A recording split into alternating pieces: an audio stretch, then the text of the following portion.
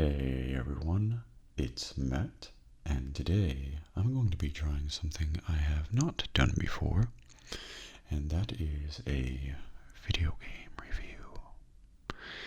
And I'm actually going to be doing two versions of this video, one in this ASMR style, and another in my normal voice on my other channel, Matt-tastic.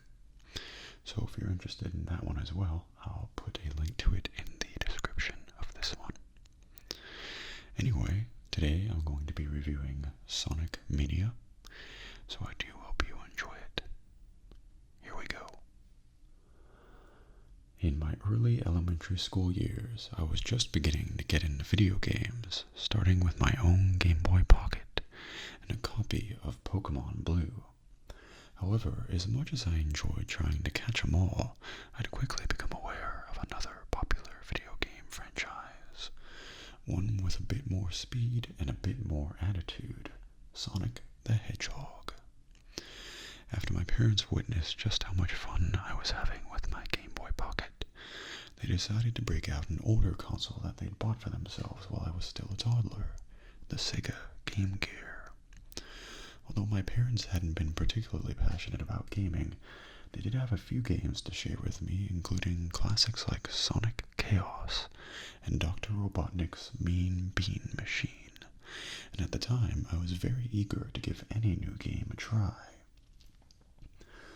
After a few minutes sending the famous blue hedgehog speeding through loops and over obstacles, I was hooked.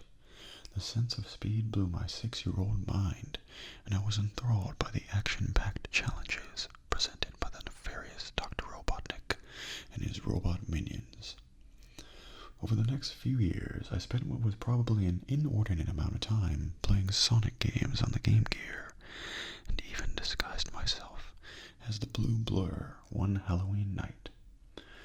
However, because I was not allowed to have my own Sega Genesis, I had been missing out on what many consider to be the greatest games in the franchise, the 16-bit Sega Genesis titles Sonic the Hedgehog, Sonic the Hedgehog 2, and Sonic the Hedgehog 3 and Knuckles.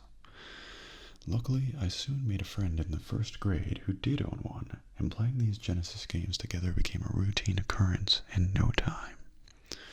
Today, the kid who owned the Genesis is my best friend, and I think the attitudinal blue hedgehog with a penchant for chili dogs played a significant role in bringing us closer together.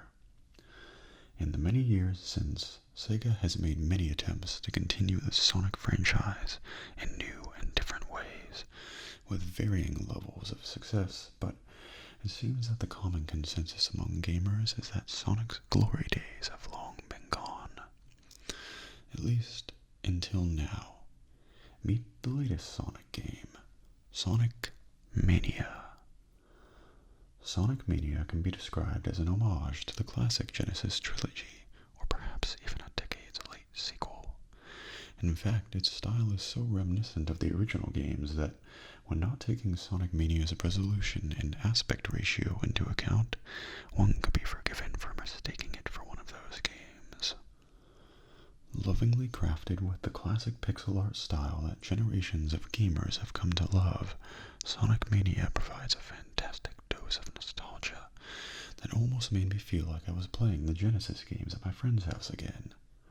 In short, if you enjoyed the classics, you're bound to enjoy this one too, as it faithfully recreates the early game's iconic elements and presents them in a polished, modern package. From the moment you start Sonic Mania, you'll notice some very familiar sights and sounds, the first of which is the fan-favorite Green Hill Zone. You may even think you're playing an exact replica of the first game's introductory stage, but as you progress, it'll become clear that there's just as much new stuff going on here as there is old. Sonic Mania contains 12 standard zones, 8 of which are throwbacks to zones from earlier games. The returning zones are divided into 2 acts, one that emulates the feel of a classic level, though with additional paths and modifications, and one that mixes the zone's theme with interesting new elements. Take Chemical Plant Zone, for example. While Act 1 very much feels like something out of Sonic the Hedgehog 2, Act 2 adds new methods of navigating the level, such as a variety of bouncy, color-changing gels, and a series of elevators designed to look like DNA helixes. And as much as I enjoyed reliving my childhood through the first acts of these zones, I gotta say that I generally preferred the second acts. Fans of the franchise are understandably wary about the addition of new gameplay elements in Sonic games, but for the most part, I felt that these changes were welcome, and often even helped to alleviate any lingering frustrations the old-school level design of the first acts may have presented. Simply put, Sonic Mania does a fantastic job of balancing old and new in a way that smooths out the occasional wrinkles that are inherently a part of decades-old level design.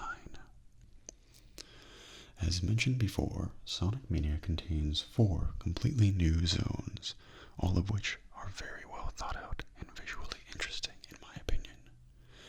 Some of these seem to reference older Sonic zones thematically, while others feel like completely new creations.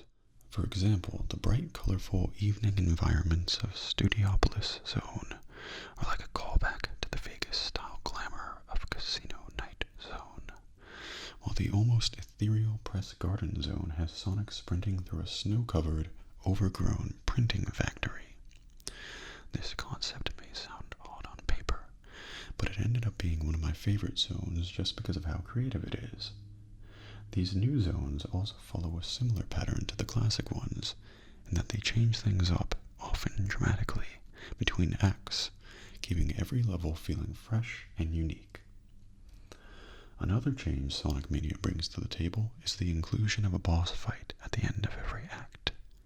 Placing these frantic encounters at the end of every stage means that each one will have an exciting and often challenging finale, and it allows the developers to force the player to adapt to a large variety of battles in quick succession. Some of these bosses return from previous games, while others are new creations. Personally, I have mixed feelings on these bosses. Some are very satisfying to fight and bring back great memories, while others cause me a fair amount of frustration. Not every encounter has an easy-to-discover solution, and while I understand that figuring out how to beat Dr. Robotnik's many machines is part of the challenge, the rules were occasionally unclear in ways that made some fights less enjoyable than others. Few things are as frustrating as an instant death caused by a mechanic you don't understand. That said, I generally enjoyed most of the boss fights, and even if not all of them clicked with me, I applaud the developers for putting so much effort into creating a wide variety of experiences with them. Also returning are the dizzying blue sphere stages, which have you navigating Sonic through a 3D maze of colored spheres, in an attempt to run through each blue one without touching any of the red ones.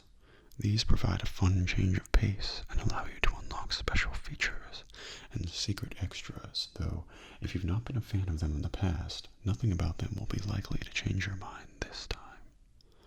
In addition to these blue sphere stages are the new special stages, in which you chase down a UFO to capture its Chaos Emerald.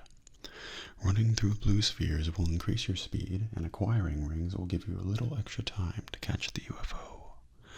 These are a bit like the special stages from Sonic CD, and they present a fast-paced racing game-like challenge that will likely have you replaying each one several times before succeeding. For me, the special stages were easily the more difficult of the two, but both were quite enjoyable. Sonic Mania's soundtrack is a delight, featuring beloved classic tracks, modern remixes, and all new creations that set the mood for all the action. Each and every one is catchy and upbeat, and the new tracks blend in with the old ones perfectly. I'll admit, since buying the game, a good number of these songs have been stuck in my head for quite a while, but I consider that a good thing. These are feel-good, nostalgic tunes for sure. As much praise as I've heaped upon the game so far, I will admit though that Sonic Mania isn't perfect. Like I mentioned before, the old school game design means the inclusion of some old school game mechanics, and this resulted in a fair amount of frustration for me at times. For example, I've never enjoyed the way Sonic can so easily get crushed and instantly killed by unexpected moving objects, and I didn't enjoy it much in this game either. That said, I can't fault the game too hard for this kind of thing, as it's always been a part of the series, and you could even say that modern games may have spoiled gamers by smoothing out the bumps a bit too much. The only other real criticism I have of Sonic Mania is its occasional bugginess. There have been a few situations in which glitches have gotten me completely stuck in part of a level, forcing me to quit the game and start the level over again. I expect that the developers are aware of these issues though, and if the passion they've shown in the creation of this game carries over to their future support, these issues will likely be resolved soon enough. All in all, Sonic Mania is exactly the kind of thing that so many fans of the franchise have been wanting for years, or perhaps decades now. A fun, 2D pixel art Sonic game that celebrates the past while introducing fresh new ideas of its own.